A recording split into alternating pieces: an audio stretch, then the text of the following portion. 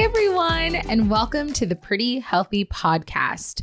This is our first episode, and I'm so excited to have you here and to share this moment with you. It has been a long time coming. I have been dreaming of this day, quite literally, for the last almost 2.5 years. And at points, it felt like it was never going to happen. For one reason or another, things happen, life changes, and I wasn't sure that I was ever going to be able to sit here and do this with you. But we have made it. We are finally here, and I'm so excited to be here and to share this moment and this journey with you. Today, on the first episode, what I kind of want to get into is a little bit about me. Think of it as a get to know me, a little sit down chat. And I want you to know how I got here, what it means to me, my vision, what you can expect from this podcast, things like that. So let's get started. So how I became a naturopathic doctor, for those of you who don't know, I'm a naturopathic doctor. And the journey was not a direct one. I feel like most of the time you have a child who knows what they want to do, and you kind of snowball them into school and their career, and then they become that. And I guess for most people, now that I say that out loud, that's not at all how it happens. But that is how my young, naive brain thought the world would work. You know, I would be a doctor, something I always wanted to be. I would graduate at 21. I would complete a residency. I would have kids by this age and a dog by this age and a house by this age. And life just never pans out the way that Disney has maybe told us that it would. I'm looking at you, Mickey Mouse. But anyways, so the road was kind of a little bit like this, but definitely worth it. So we'll start off at the beginning, on a dark, stormy night in New Orleans, Louisiana. I was born. I'm just kidding. I'm just kidding. We're not starting all the way back there. We're going to fast forward a bit from that moment and talk about, I guess, starting in young childhood. I always wanted to be a doctor. That's really all I'm going to say about young childhood, because that's really all that matters right now. So I always wanted to be a doctor. Didn't know what exactly I wanted to do in the medical field of being a doctor.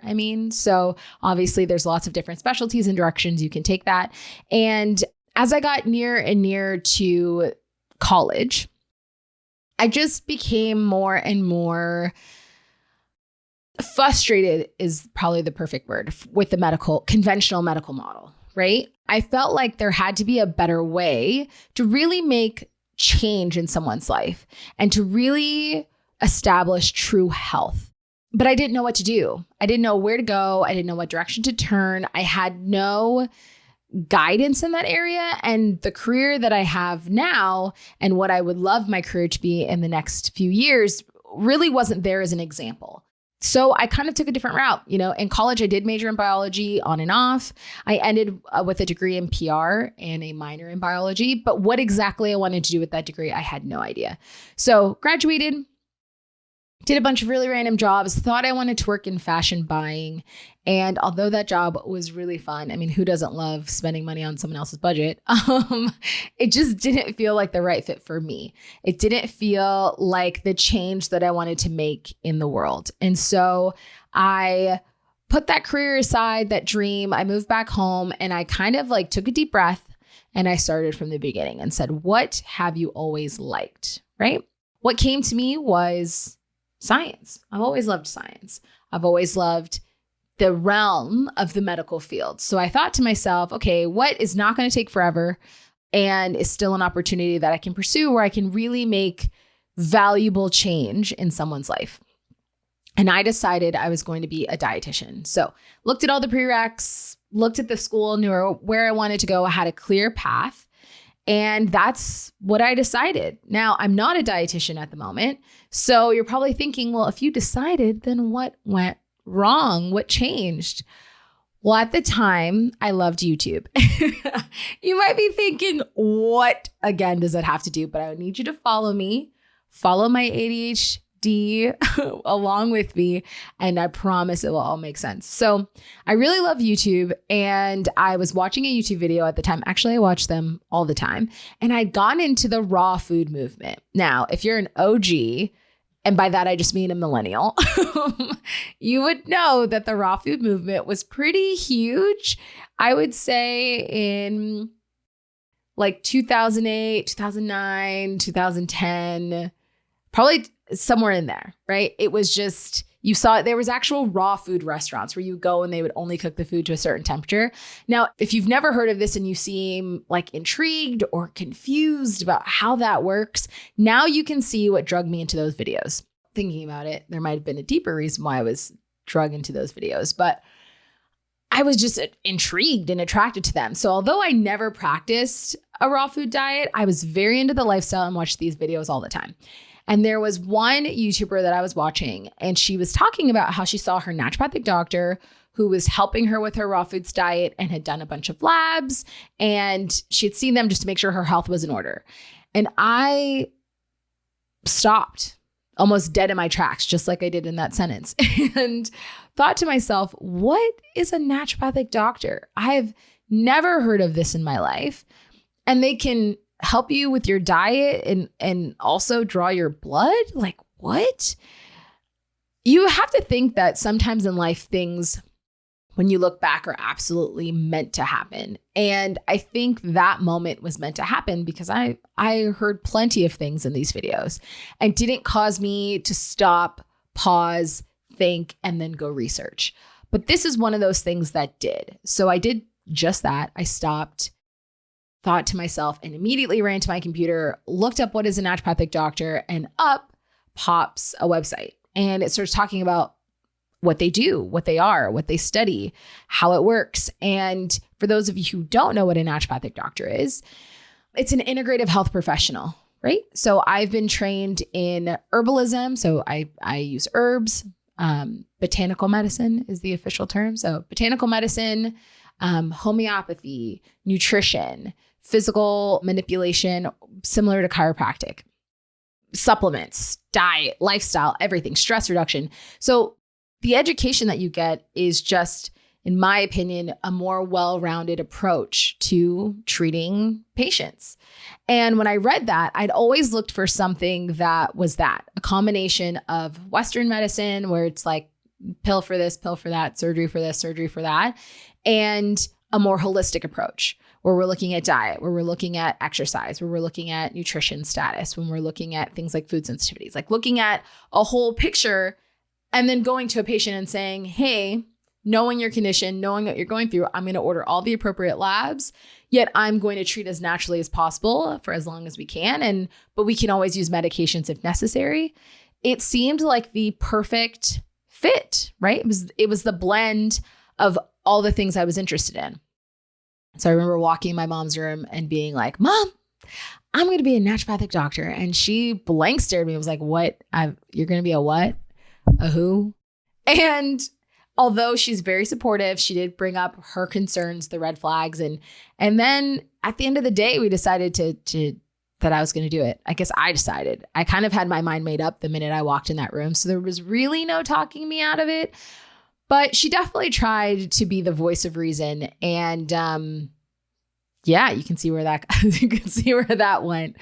So enter naturopathic school 4 years later. For those who don't know, naturopathic medical school is 4 years, same as a conventional medical school. The first 2 years are mostly didactic, which just means classroom, where you learn anatomy, physiology, pharmacology, gynecology, like all of the specialties, cardiology, all of the same classes that an MD takes. It's just in addition to all of those classes, we had to learn physical manipulation, like I said, phys med. We also learned about plants and how to use those as medicine. We took nutrition classes. We did a bunch of other things. Homeopathy was another one. We did a bunch of other specialties. I would say treatment specialties in addition to your conventional classes. So 4 years later, and I got a residency. So I did a residency after that, and I went into private practice. It's been great. It's been a journey.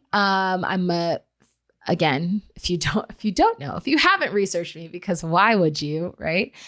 I own a practice here in North Scottsdale called Reclaim Integrative Health. And it's been open for a year and a half almost. I'm going on 2 years this October. And so private practice has been great. It's been really great to connect with patients and to see them get better and to give them a choice in how they are treated, right? Whether they're treated with medications or whether we kind of go more of what's considered the alternative route, the patient gets a say. It's a conversation. Now, there are certain situations that warrant me being like, hey, I'm the doctor and first do no harm.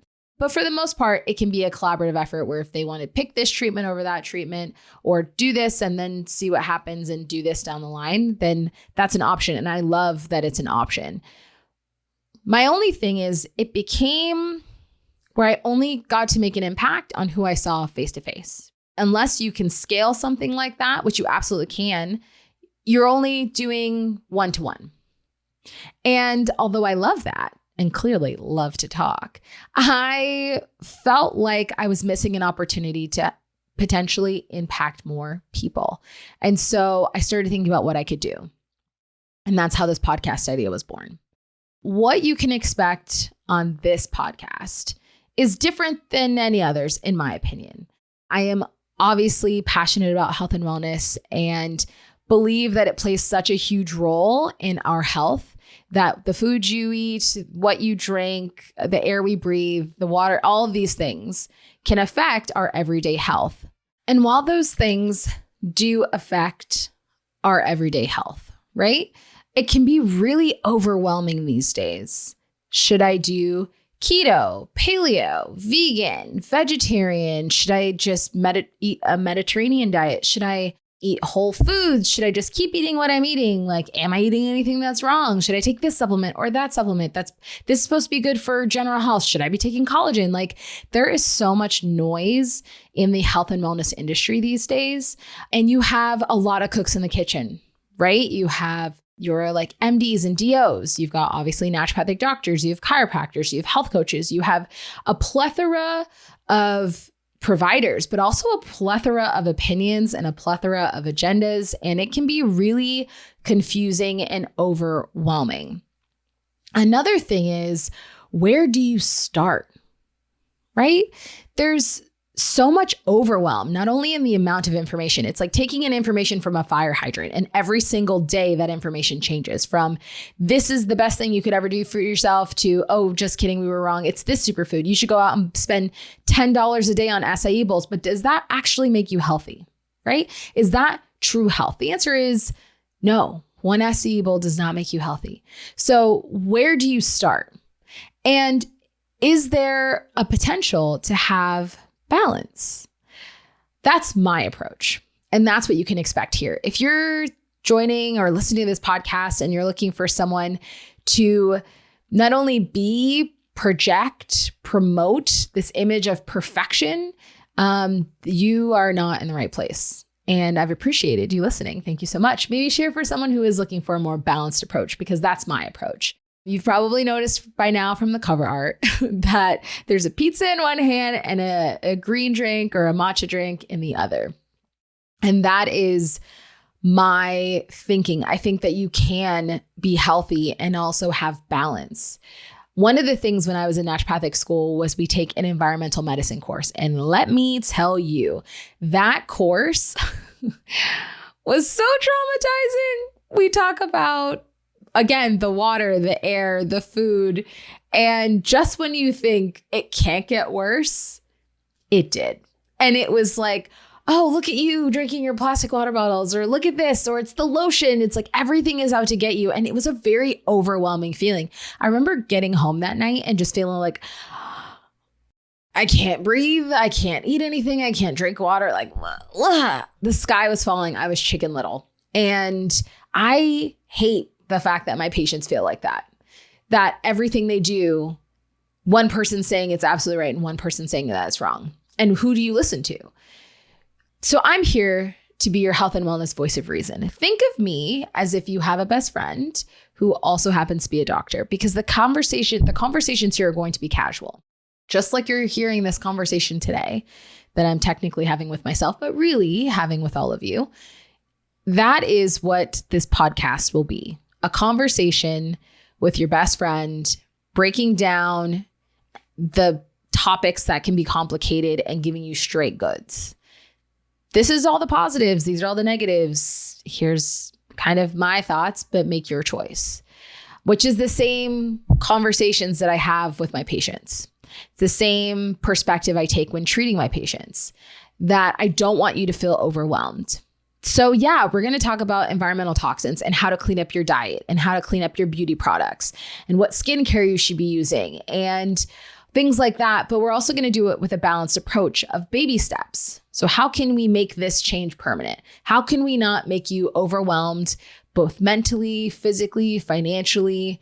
And what really are the things that you should be investigating more into and potentially try versus the things that are really not worth your time? Warm water with lemon. Now, we'll get into a little bit more of that later. I do love a good warm water with lemon for its taste. It has extra vitamin C, but it's not going to make you skinny. And I'm really sorry to break that news to you, that all of those influencers who do their morning routines and tell you that they all start with warm water and lemon and that's what got them this really flat stomach, it's not. And that's what you can expect here. You can expect honesty, transparency, and just information, just straight goods, like I said. I'm excited to go on this journey with you. If you'd like to connect with me outside of this podcast, you can find me on TikTok, Facebook, Instagram, and YouTube. If you didn't know, I do record the episodes and post them on YouTube as well. So if you wanted to watch this episode, you can head over there, Dr. Brandi Moore on all platforms.